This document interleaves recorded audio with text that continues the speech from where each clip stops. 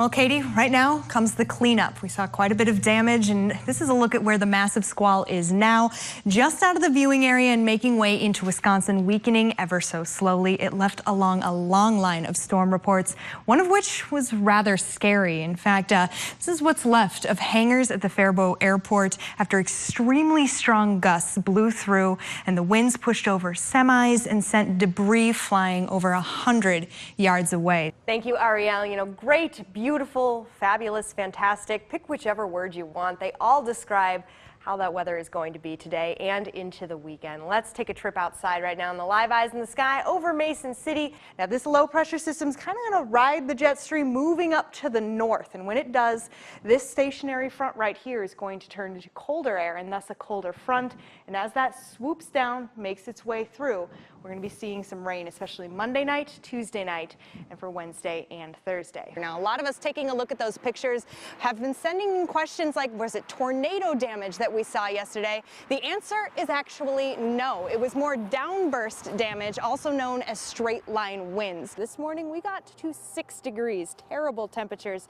to be out there brushing your car. Very cold for the month of April. In fact, the coldest it's ever been in the month of April in 1982 was 5 degrees. So we were just 1 degree above that. So what this is showing us is how far reaching the particular storm. It's kind of taking a cut into it and showing us how high it extends into the atmosphere. And that gives us a good look at what kind of inflow it could have and how that results in hail. That's right, Katie. Yes, I'm here at the Olmsted County Free Fair, about to take off here on the Jumpin' Jumbos, having a lot of fun. Temperatures will be falling very quickly as we continue through the...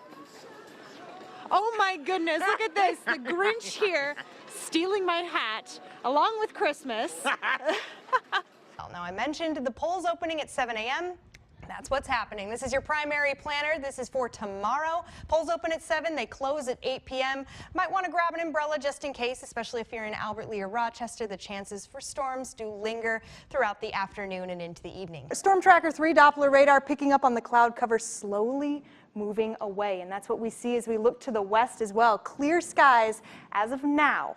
But things will be changing, and Sky Tracker 3 will tell us just when everything will be moving back in. Meteorologist Brandon, Libby, and I are here with Darlene, enjoying this little petting zoo and some chicky friends.